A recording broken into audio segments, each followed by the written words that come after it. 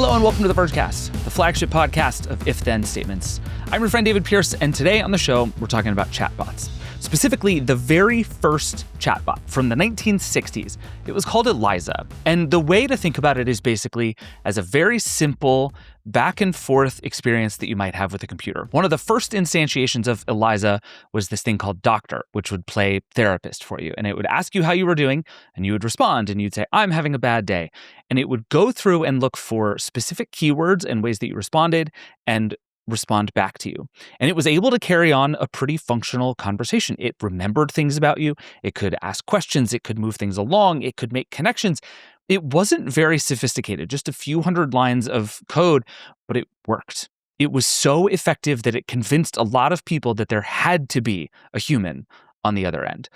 It was a fascinating product made by some fascinating people, and a group of academics and researchers and writers recently has excavated all of the source code of ELIZA, and they've written a book called Inventing ELIZA about where it came from, who created it, and the lessons it might have for us in the current world of AI. Because, spoiler alert, there are a lot of them. And the way that we think about computers really hasn't changed that much since the 1960s. It's going to be very fun. I'm really excited to dig into it. But first, here's everything else happening on The Verge today. This is 90 Seconds on The Verge for Tuesday, August 11th, 2026. Have you ever wondered why your Amazon emails are so unhelpful? They just say, like, your wireless accessory is confirmed, instead of giving you anything useful or specific. Well, The Verge's Mia Sato wondered too, and she found out that it's all about AI data. Basically, if Amazon puts your orders in the email, suddenly Gmail knows what you're buying, which means Gemini can do a better job of steering you to stuff you like on Google Shopping. Amazon says it's also about privacy and convenience, but this is a company that is also fighting Perplexity and others to keep AI agents from taking over any of your shopping experience. Because it's very important to Amazon that you go to Amazon.com and accidentally click on a bunch of barely labeled ads. That's the business. Meanwhile, David Ellison, the CEO of Paramount, has reportedly decided to move his company out of California if the state's attorney general refuses to settle the antitrust case challenging Paramount's acquisition of Warner Brothers Discovery. This is all obviously a threat. The case isn't set to go to court until next March, and Paramount will start owing shareholders about $7 million a day this October. Ellison would very much like to not spend that money. But if you're wondering how serious this plan actually is, Paramount reportedly hasn't even decided where its new headquarters would be, and it would be scheduled to move there in like 6 weeks. I'm not sure this is a real plan, at least not yet. Finally, we're only a day away from Google's next big launch event, where we're expecting new Pixel phones, including maybe new Foldable, a new Pixel Watch or two, and maybe even an AirTag-style Pixel tracker. There's a big event tomorrow night hosted by Trevor Noah, but if it's anything like Jimmy Fallon's weird infomercial last year, you can safely skip that one. You can read more about all this at theverge.com. That is 90 Seconds on The Verge for Tuesday, August 11th. All right, let's talk chatbots. I am joined now by two of the co-authors of Inventing ELIZA, David Berry, professor at the University of Sussex. Welcome to the show. Thank you. And Mark Marino, professor at the University of Southern California. Welcome to the show.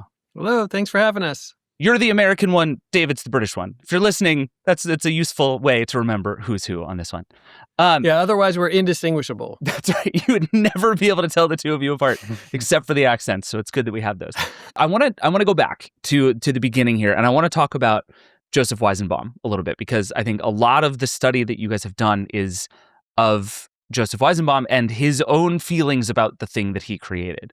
So give me just a flavor, David, of who Joseph Weizenbaum was. So Joseph Weizenbaum is quite an incredible character. I think that's fair to say. I mean, he was born in 1923 in Nazi Germany. He was Jewish, born to a kind of upper middle class family, actually. And of course, they start to suffer under the rise of the Nazis. And so his family emigrate to the US in 1936. He was 13 years old. So that early on, he was already living quite an incredible life.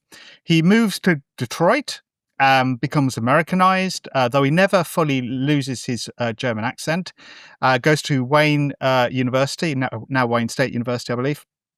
And there he studies mathematics because he doesn't feel his English language is strong enough for any other subject. And he was a natural at mathematics. And of course, mathematics in the 1940s, coming into the 1950s, is really seething with the excitement over digital computation. We've got a lot of interesting experiments taking place. And Wayne State is actually where one of the first digital computers is being made by hand. Wow. And Weizenbaum is actually part of the team who are actually soldering together and trying to figure out how to make this object. And so he's very much right there at the very beginning of the kind of turn to the digital. He's living the things that we can only read about now and the excitement of that time. But also he's a very fascinating character. He's not a usual technical person. He's got a very well-rounded personality, which I think probably comes out of that German Berlin sort of sensibility where culture is so important to one's life. And so consequently, he has an interest in everything. And he's particularly fascinated by the American notion of the con. A wonderful book called The Con documents this, for a Brit, actually quite strange part of American culture, which is that there were entire societies set up just to con people who would build semi-film sets. This was in the early part of the 20th century, so 1910s to 1920s, where they would literally pull people in just to fleece them of their cash. And it was really quite a remarkable thing. And this book, The Con, documents it. And Weizenbaum was absolutely obsessed with this book. So this was the idea that one could build an artifice, and the artifice behind it would hide all of the hiding the work that was being done to make this artifice work. It's very kind of dramatic, like a theatre, really. A theatre made to steal money from people.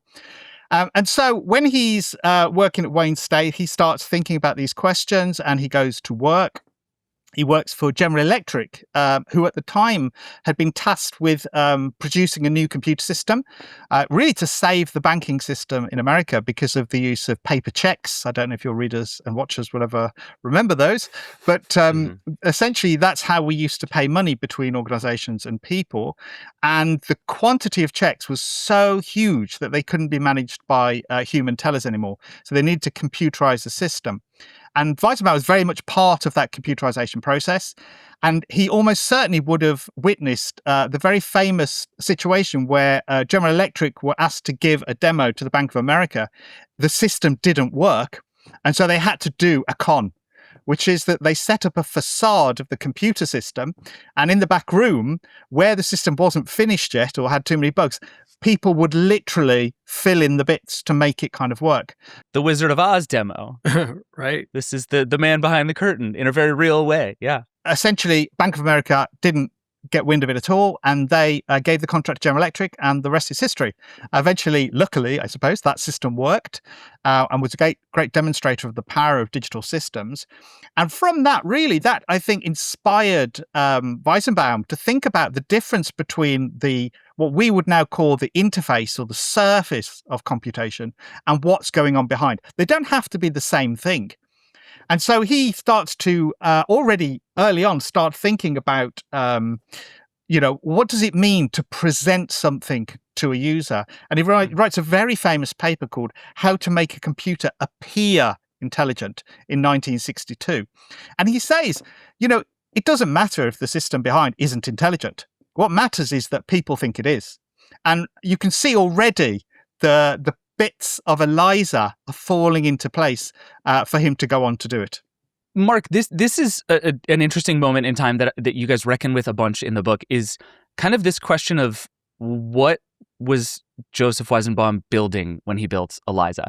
And there is a sense that he made a therapist, which you prove pretty conclusively is not true, right? That's the demo everybody remembers where you're talking to a therapist. That was not the original or only conception of ELIZA, that it's actually a collection of chatbots. But it also doesn't seem like he was building what he perceived to be some kind of breakthrough user product that someday somebody would sell and make lots of money on. That there was something more philosophically questioning about this thing that he was building. What do you think he was building when he was building ELIZA in those early days? That's a great question, David. And I think it's complex. So Jeff Schrager, one of our collaborators, he's fond of just pointing to the title of that initial paper in 1966. ELIZA, a computer program for the study of natural language communication between man and machine.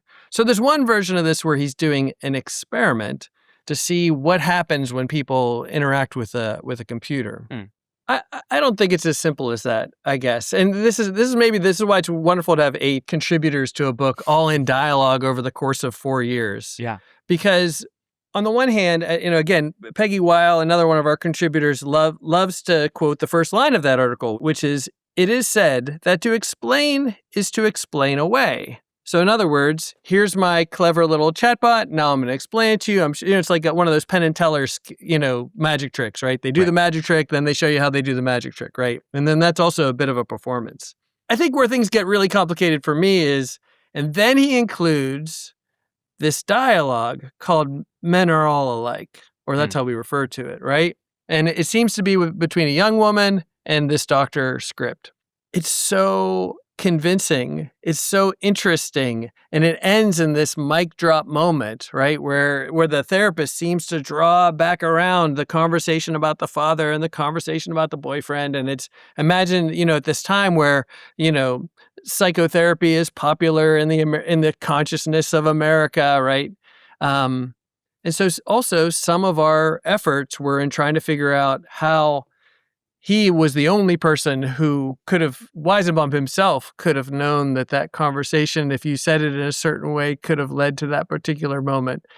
But I guess the reason why I'm calling our attention to that dialogue is that dialogue to me says that he was also invested in ELIZA and Doctor seeming like it really did what, it could converse, right? And he continues to tell the story about his secretary closing the door, and having a private conversation with it. And so it's like these dueling impulses.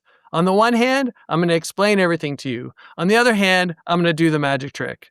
And it is a good magic trick. Actually, this might be a useful thought exercise. I think a lot of people watching and listening to this will have had lots of experiences with chatbots. In the 1960s, just put me in the frame of mind of somebody sitting down in front of ELIZA. So to give you an idea of what computation was like, because already the computers were becoming commoditized, right? So DEC had produced the PDP-1. And in fact, MIT received one of the first PDP-1s as a gift from DEC. And so already people were moving away from the idea that computers were hand soldered together. They would purchase them sort of pre-made, as it were. But the PDP-1, when it was delivered, had no operating system, right? The first thing you would have to do is write your own operating system to use this computer. And then you'd have to write all your tools. And then you might be able to have enough time to write some actual software that did something that was quite interesting. So it was quite an uphill battle to get these machines working. Secondly, I would say that they were fairly primitive. So the idea of a screen in of itself was a really new idea. And in fact, most of the interface experience that most people would have would be with a teletypewriter. So it was on paper with this clattering, incredibly loud device that you would type your request into the computer. It would clatter away and then give you an answer on paper. So it was very, very clunky, very slow, very loud. Very large, actually, and quite hot because these machines were obviously burning a lot of electricity. But what I would say to you is there was also a kind of imaginary there as well. I mean, Vannevar Bush's Memex, Linklater, and lots of other people were already trying to think beyond the existing restrictions of the hardware of the time and dreaming of new ways of seeing what, human-machine interaction could be. And I think that ELIZA certainly was part of that because it was part of the Project Mac project at MIT, which was explicitly about, how can we use computers in a different way? I always like to muse on this question, like how could people have thought that this chatbot was a person? Like it's so rudimentary, right? Although, of course, as we've already mentioned, so clever. And I think what David just described of not having experience of anything happening between you and a computer, perhaps for a lot of these people. And then least of all, instead of having a screen interfacing something just by, we're a lot closer to the Turing test imitation game, passing notes with someone who's behind a curtain than we are anything like we're experiencing right now. Right. So if text goes in and text comes out, I mean, I hate to hearken us back to like a telegram, but I mean, communication is happening pretty much the same way it could happen with another human. And you had no experience of communicating with another human through a computer at all anyway. Right. Well, okay, this is actually the reason I bring this up is because one of the things I have been trying to reckon with for a long time and was thinking about this a lot reading your book is overwhelmingly people who sit down and experience this very simple, very basic chatbot, ELIZA, fall for it. They believe in the thing. There are lots of people who cannot be convinced that there's not a person on the other end. The experience works. Like you said, Mark, the magic trick is successful. And I've been trying to decide, is there something about that is fundamentally about inexperience with computers? And if you just gave that to a bunch of people who had used this kind of technology before, if it would have been less new and less surprising and less magical, or if there is something deeply human inside of us that just desperately wants that magic trick to work. And my sense is it's probably a little bit of both, but I know you've both spent a lot of time thinking about this. David, where do you land on this? So, this is a fundamental question. I would take you back to the early part of the 20th century. When you read the cons that were taking place, you read them with a sense of kind of disbelief that people were taken in. Right. It seems utterly, to me anyway, that rich Americans would visit this fake bank and would be wowed by the fake technology that they were showing and the fake tellers and the fake stock exchange, and then would hand over hundreds of thousands of dollars, millions today. And then when the con people ran away with the money, which is what they did, they ran, got to the train station and they'd be gone. The people would like pull back the screens and it would be paper mache, balsa wood, and why would they believe it? I think, as you said, there seems to be a deep kind of desire for us to want to believe. And maybe we believe because it seems like such a good offer. And ELIZA seems like such a good offer, right? You had a therapy time, which was free. I mean, that's a good starting point. And it listened without, putting you down or attacking you. It was a very nice experience. And it's also novel, right? Kind of interesting to chat to a computer and so on and so forth. So I think many of these play together in the same way that today you hear about people having AI boyfriends and girlfriends, and you kind of probably can't believe. And there's a wonderful interview in the New York Times, actually, with somebody who had an AI boyfriend. And they said, you do realize it's a machine? She's like, yeah, but that's what makes it so good. I can turn it off when I have enough. So we're able to do, and this is the theatre, isn't it? We walk into a theatre. We know the theatre is a theatre. We know they're actors, and yet we can allow ourselves to just become and listen to and experience the play. I mean, I throw two more things into that bucket. One is, it's asking you how you're doing, right? Which is a very disarming question and puts us maybe in a bit of a vulnerable state, especially if we need to express that, as probably most humans need to do, right? So that's step number one. And I think we see that in a lot of chatbots. The second, and of course, the design of it is brilliant, that it keeps asking questions. Of course, ChatGPT and all those other frontier models have figured out that trick. They end every sentence in a question. Mm-hmm. Again, drawing from the expertise of our members, Jeff Schrager is quick to talk about the kind of repair we do conversationally, even to have a conversation with another human.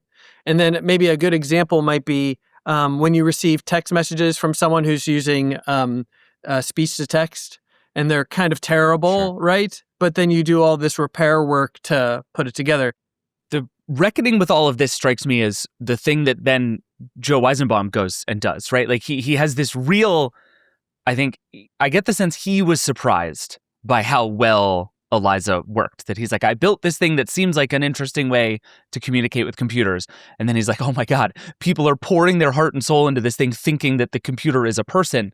And he seems to, rather than do what it seems like everyone else did at the time and what certainly everybody's doing right now, which is say, oh my God, I just got rich. This is going to be incredible and technology is going to take over. They're Scrooge McDucking rubbing their hands together. Right. Yeah. He has a real crisis of faith in all of this. And before we skip to now, I want to get to kind of where Joseph Weizenbaum got to at the end of all of this process, at the end of all of this thinking. He seemed to have a real kind of, Oppenheimer, what have I done kind of moment at the end of all of this. David, where does he net out after seeing what ELIZA accomplishes and does to people? So I think that's quite a complicated question, actually, because it's not a single moment of conversion. Remembering his kind of experience with the con and the reveal of the con, he loved this idea of doing the reveal. Right. And he used to play with his children. He would write little programs for them, and then he would reveal that it was actually him that was the Wizard of Oz that was making the system work. And I think what worried him was when he did the reveal, people were like, "Yes, Joe, could you leave the room? Well, stop ruining the experience." So that's the first thing that's kind of interesting. The second thing is that people don't want to have the magic revealed to them. I think this becomes a theme that I want to stay on here. But I think that's right. People, even if he says, "Look, it's a trick, I did it," everybody says, "No, go away. It's more fun to live in the trick." Right. Yeah. The worst kind of person is you're in the theater watching a play and they're like, "This is a play. This isn't real." I'm like, "Thanks." But so that was the first thing, that question. But I think the second thing was that he began to notice that people in MIT were talking about humans as if humans were sort of robots or disposable. And this really concerned him because, of course, it reminded him of the language of Nazi Germany and the language of how the Jews were described by the Nazis, right? As, non-human, not important. And, Minsky talked about humans as meat machines. And he thought this was utterly unacceptable, actually. And this is a time, of course, with the rising political crises in America. You've got the civil rights movement. You've also got the Vietnam War. You've got the use of particular kinds of rational management in government to run the Vietnam War with little understanding of human context and human nuance. And all of this surrounds him, together with Hannah Arendt's work that he was a big fan of and deeply read her work, and also, of course, Mumford, Louis Mumford, another very important influence on him. And the context of the time is so important. There was this concern about what was happening in America, what is happening to us, where are we going wrong? And so I think all this adds up to a kind of a tipping point, really, where he says to himself, "I'm actually not equipped to deal with where I am, this place at MIT. I'd wanted to get here, the pinnacle of my career, and yet now I'm here, I'm seriously doubting my place." And so, very strangely, particularly for a computer scientist, he applies to do a kind of humanities fellowship, actually, where he goes off and studies humanities texts, a whole range of texts, philosophical, sociological, and political, and eventually tries to put this all together into a book called Computer Power and Human Reason, which is, of course, that really is the turning point in 1976, which says computing, and particularly artificial intelligence, is going wrong. There is something very wrong with the way we are approaching this topic. And I will just add, that made him a lot of enemies, both at MIT and across the field. He became a heretic. Support for the show comes from Superhuman. It's summer, which means a lot of us have vacations planned. But there's one part of going on vacation that's not all that fun: coming back to work. Your inbox is full, tasks have piled up, and it feels impossible to stay on top of everything.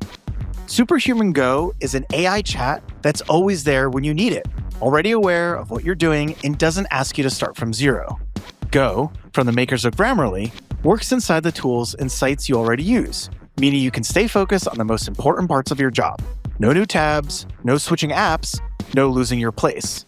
Say you've just gotten back from that vacation and you're trying to figure out where to start. You can use Go's AI chat to summarize a long email thread that started while you were out. Or maybe you have a day of back-to-back meetings. Superhuman Go can help you prep in seconds. This is AI that works for you, not on top of you.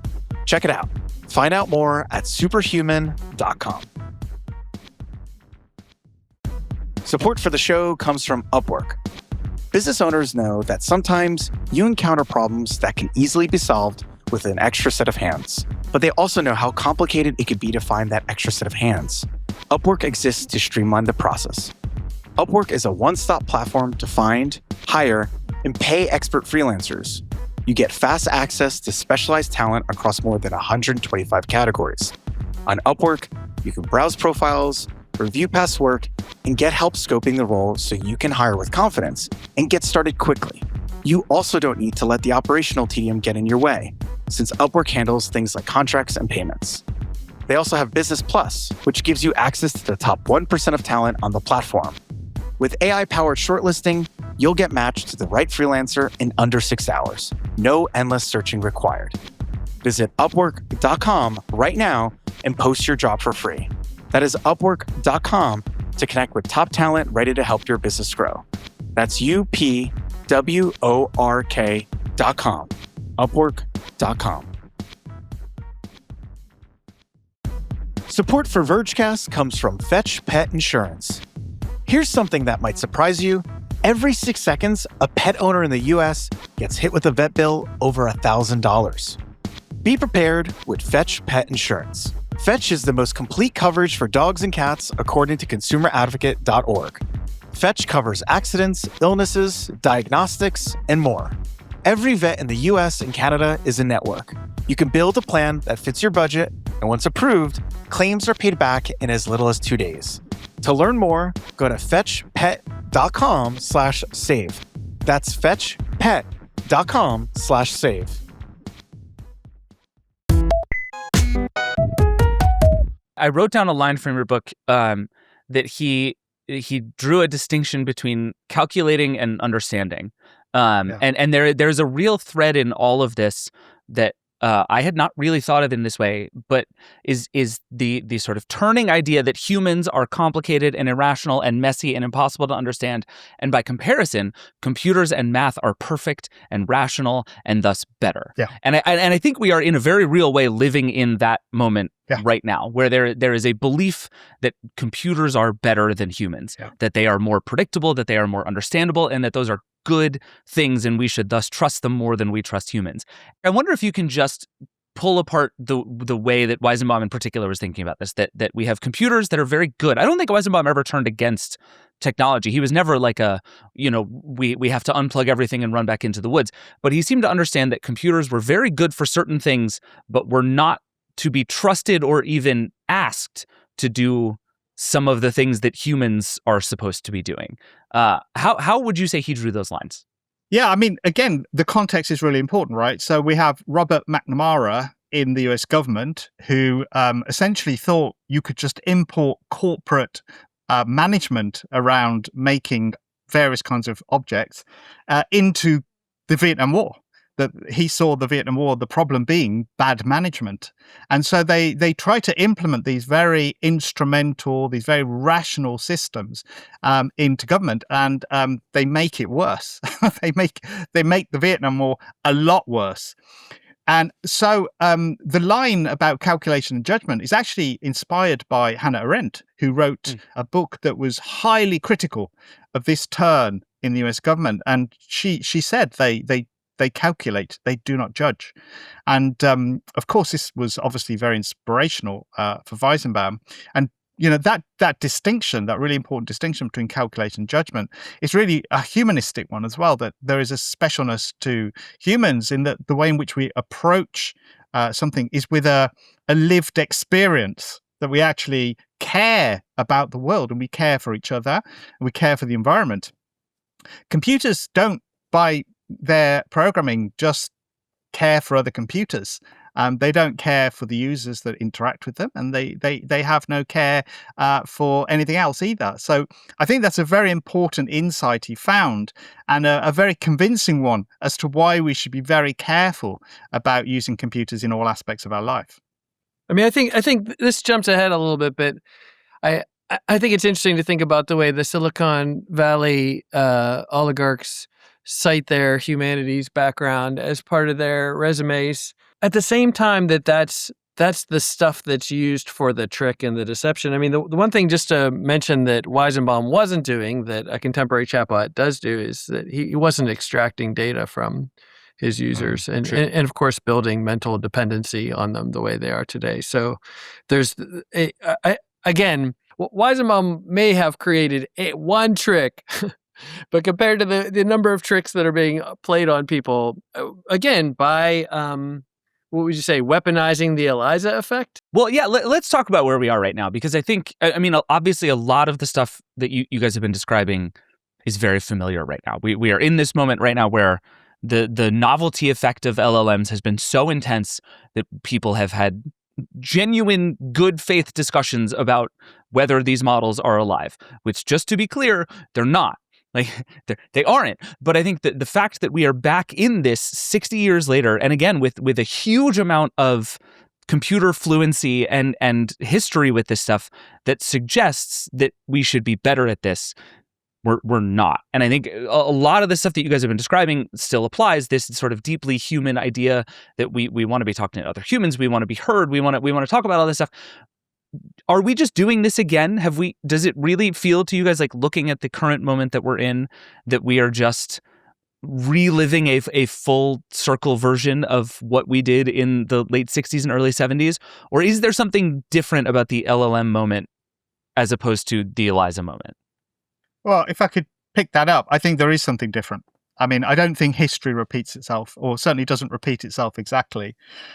There's no doubt about it that the technologies in LLMs and other kinds of diffusion architectures are novel and remarkable. And to me, astonishing that the scaling effect seems to be paying off in terms of new models and new systems. Mm-hmm. I think that's not debatable at all, really.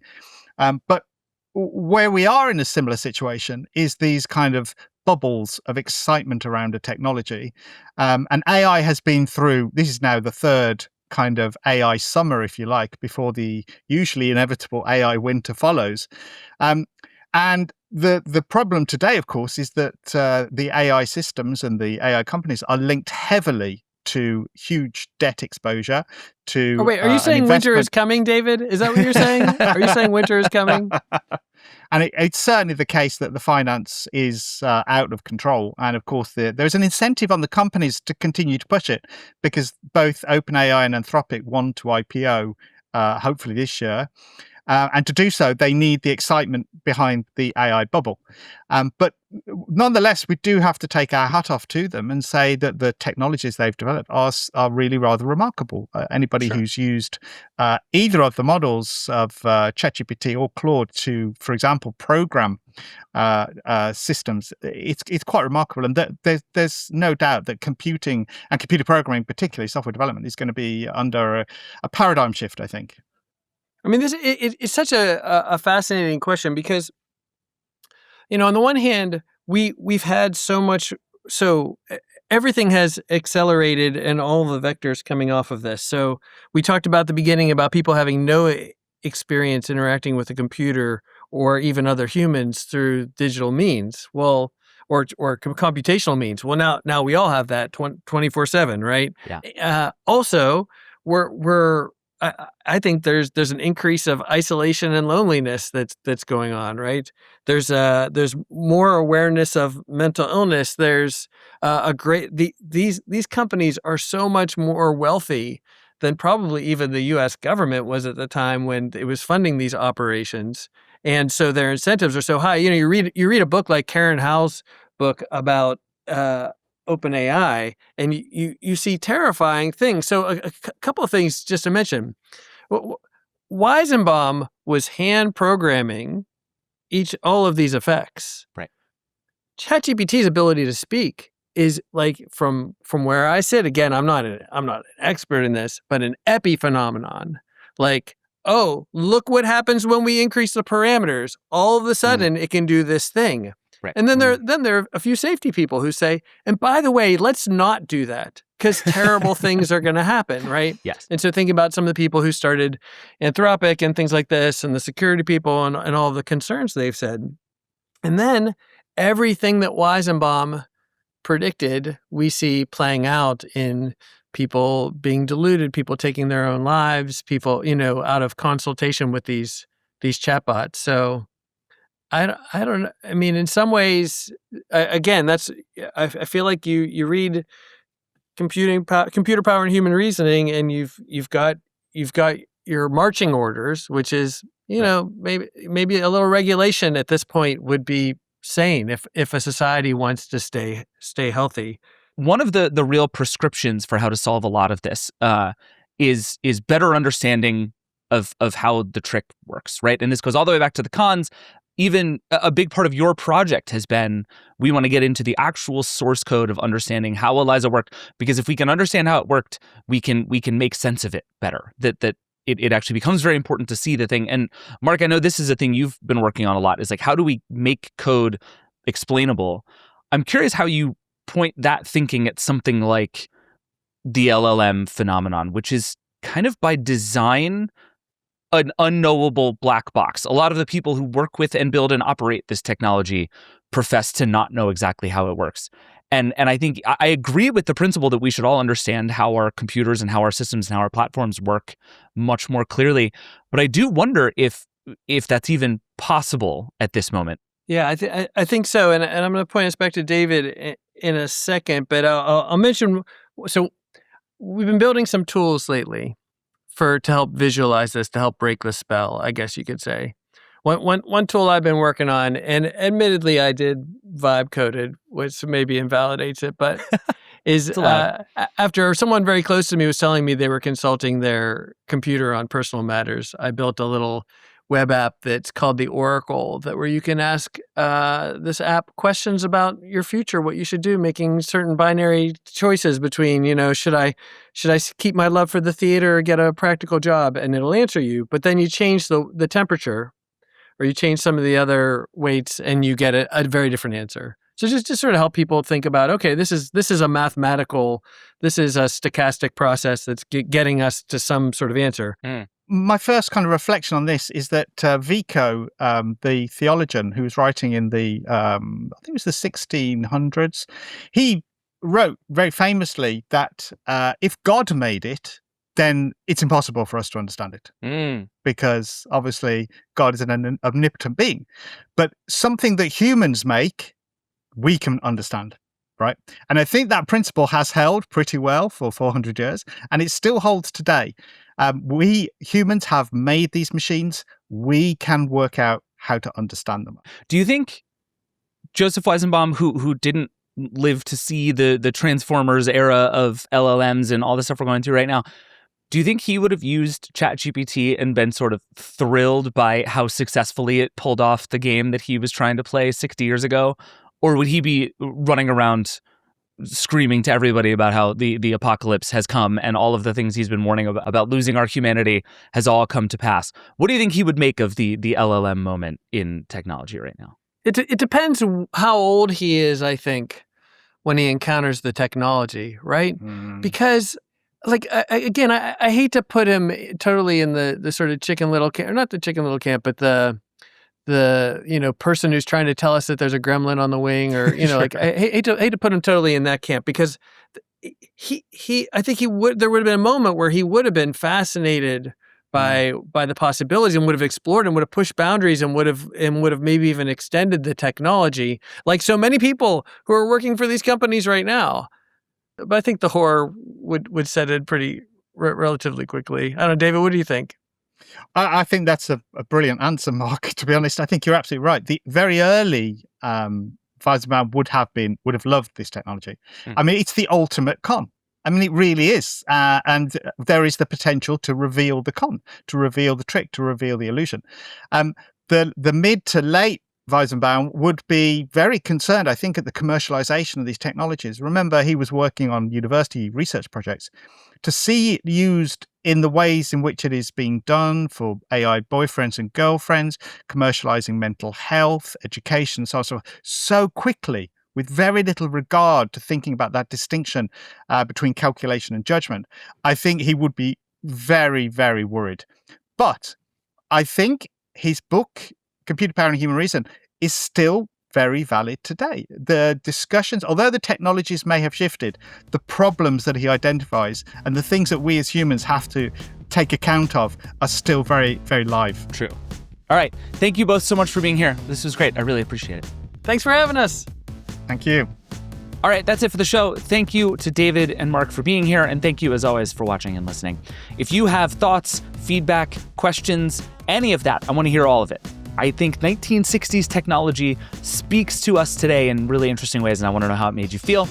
Send us an email, vergecast@theverge.com. Call the hotline, 866-VERGE11. And by the way, we'll put a link in the show notes to all of the ELIZA archaeology project that these guys have been talking about, including the recreated interactive ELIZA. It's fascinating, and I think your mind might be as blown as mine was by how well the thing does its job. As always, if you want to support everything that we're up to, the best thing you can do is subscribe to The Verge, theverge.com/subscribe. It gets you all of our podcasts, including this one, ad-free, gets you all of our exclusive newsletters, gets you all of our coverage of AI and everything else, theverge.com/subscribe. Thank you in advance. The Vergecast is a Verge production and part of the Vox Media Podcast Network. The show is produced by Josh Kajas, Eric Gomez, Brandon Kiefer, and Travis Larchuk. We will see you tomorrow. Rock and roll.